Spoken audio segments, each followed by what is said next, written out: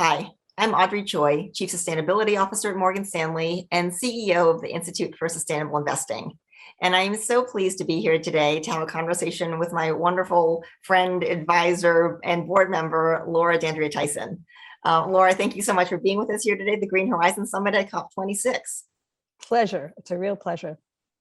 Well, Laura, I know that you basically need no introduction, but I do feel compelled to note that in addition to being an incredibly distinguished professor, an economic policy thought leader, and a former White House advisor, and we'll get to all of those great things. Selfishly, I want to highlight that you have been a board member of Morgan Stanley for many, many years. In fact, helping steer us through the financial crisis as a board member. And for the past many years, I've also been able to count you as a member of my advisory board at the Institute for Sustainable Investing. So thank you for all of that advice over the years. It's been a real pleasure. I had Morgan Stanley is a great institution, and I'm very proud of being able to contribute to its success.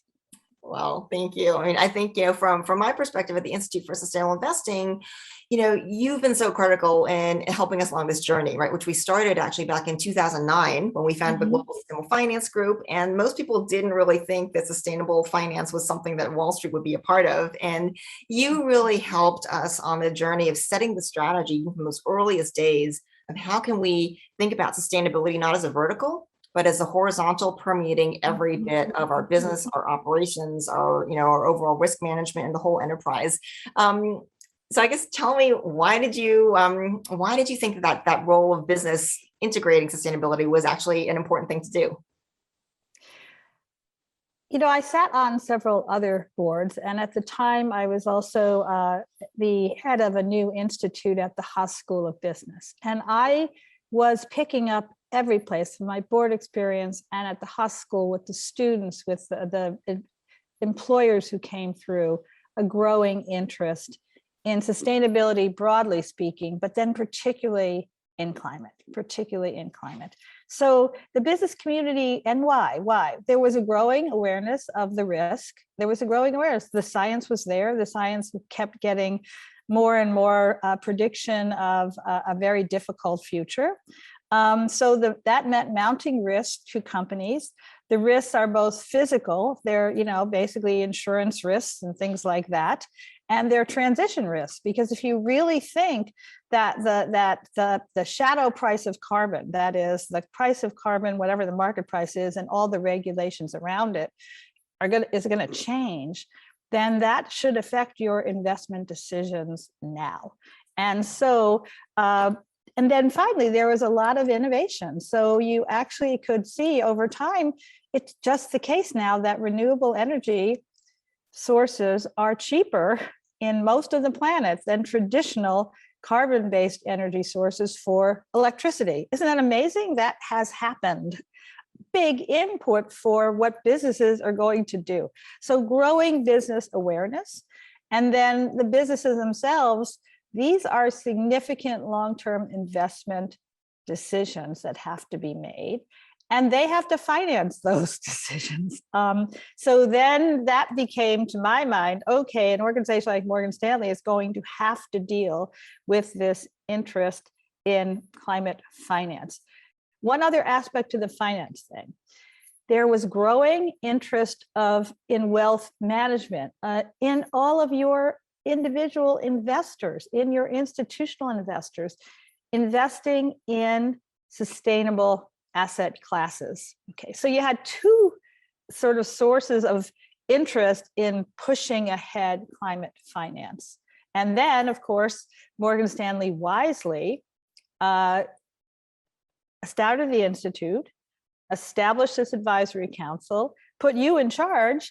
And then I'm going to turn to you to say, how do you get that climate risk, climate goals across all of the asset classes? Well, thanks, Laura. I mean, yeah, I think it really has been this incredible evolution, right? Because when I first started the Global Sustainable Finance Group, actually way back in 2009, right, I think there was a lot of support for it, but I think that many people inside and outside the building thought that it was interesting. and an interesting kind of potential new opportunity. And if you look at also at the numbers, sustainable investing was less than 1 out of every $10 on professional management. And we sort of had the conviction, and we gave ourselves the mandate to say, no, we believe this is going to be fundamentally mainstream to the capital markets and finance. And our goal is going to be to drive it through all of the business. And I think it's really only been in recent years, as you've seen the global numbers just starting to soar, that there's been widespread recognition of this vision, that really this is fundamental. Because as you said, it is business critical for everything. Right. We've really seen this shift, I think, where it went from initially being sort of interesting for people who are really committed to then being understood as a fundamental risk to business. And obviously, unfortunately, the past 18, 24 months have been rife with examples of just how critical it is, whether it's flash floods in New York City as an aftermath of the Hurricane Ida, or rain in Germany and Belgium having fatal consequences, or of course the wildfires.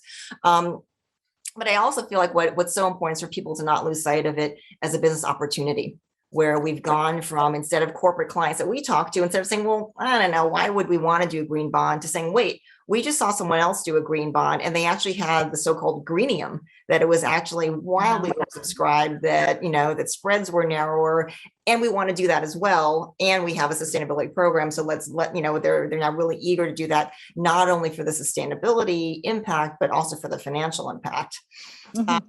But Laura, given your incredible experience in the government, having been chair of the National Economic Council under President Clinton, and also chair of the Council of Economic Advisors, where I also was so thrilled to have the opportunity to be there after you were, with Janet Yellen and Martin Bailey as chairs. Talk about your perspective on the sort of the interaction and frankly, the cooperation that we need now between government policymakers and business if we're going to get where we need to get on climate.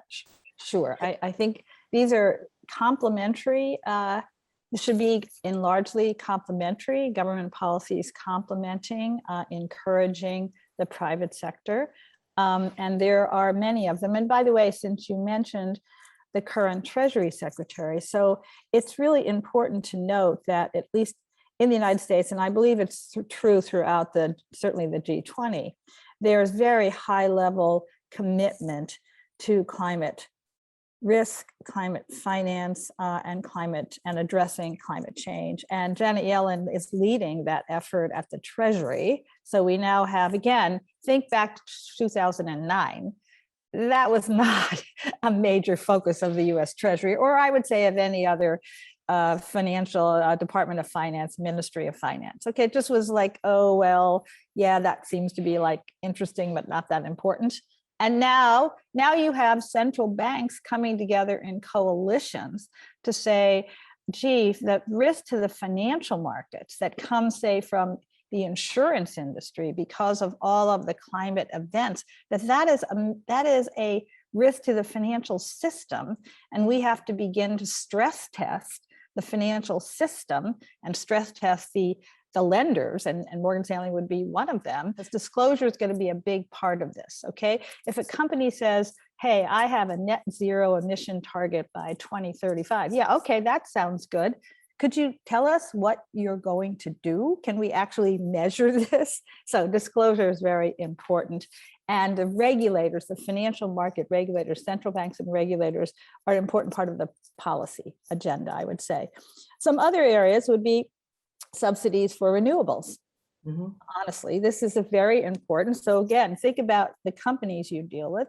Some of them are, because of the subsidy, they're in the renewable space, and the subsidies for renewable are encouraging them to develop new products, new services, innovations. It's fabulous. It's really important. I'm going to give you a couple other ones. Infrastructure investment, because as we're building out infrastructure, we need to build it out in a way that it's less carbon intensive than traditional infrastructure. And finally, I'm just going to talk about government procurement, because one of the things we learned from COVID is how important it can be if the government both finances research and development on innovation and then commits to procure the output. Okay, so basically the amazing ability to get these new drugs that fast. First of all, there was lots of R&D support that had been going on for years, But yet there needs to be more to get the companies to actually go from the R&D room to the production to the sale.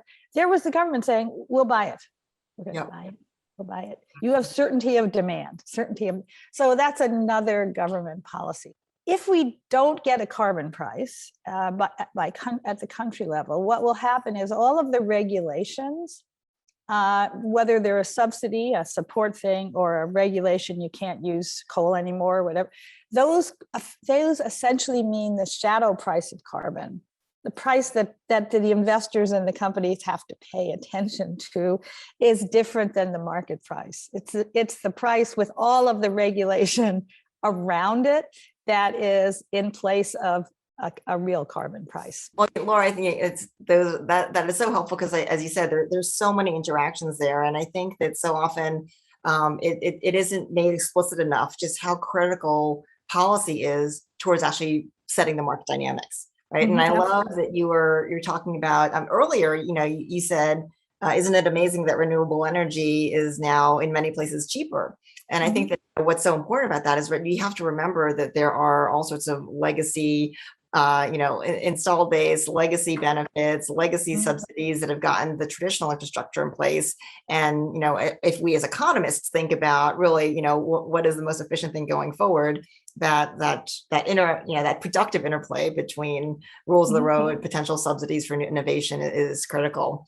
By the way, it's absolutely critical. And it's also very important, and this, that the bulk of the investment, the magnitude of the investment required to make the transition to a carbon, to a clean energy infrastructure or to a climate friendly infrastructure is multi-year and multi-trillions of dollars.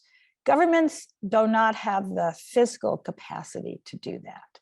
So the government is really going to have to rely on the private sector and private finance to make those investments. And what the government can do is use policy to encourage certain kinds of investments, to discourage other kinds of investments.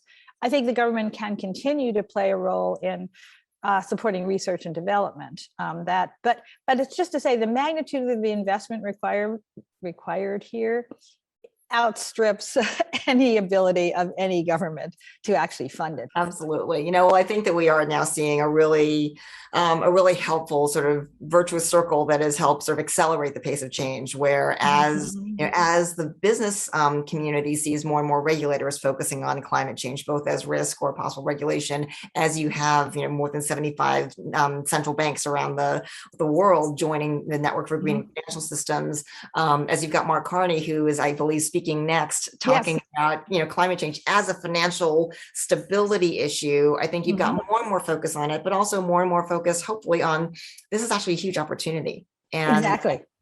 And when we've polled individual investors, climate change and circular economy are absolutely the number one issue that people are interested in. How do they align their dollars with? And it's as you said earlier when you were talking about about Janet Yellen, it was such an honor to serve with her.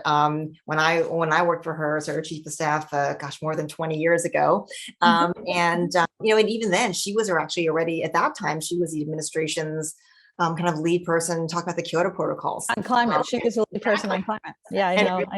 Understanding what climate meant for the economy and how it could really be and both an opportunity, and now I think increasingly people understand that it's an imperative.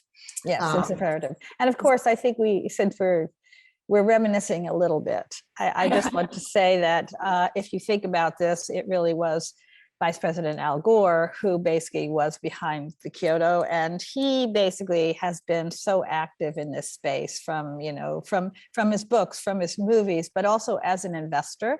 Well, he as you said, he was so early on it. He's been talking about climate change as the imperative for more than 40 years now. Exactly. But I think that what's been amazing is also the proof has been in the pudding, right? I mean, the Institute for Sustainable Investing, we analyzed 11,000 investment strategies over 15 years of performance, comparing the sustainable strategies to traditional strategies. And we found that over that long period of time that the performance was basically exactly in line, except for the fact that the sustainable strategies had up to 20% lower downside volatility. And then within 2019 and 2020, which of course were, crazy, bull, bull bear volatile markets, that again, they actually significantly outperformed with lower volatility. Is that So right? In 2019 yeah, and 2020? yeah, higher in 2019 in the bull markets, they outperformed. 2020 in the volatile markets, they outperformed by an even greater margin.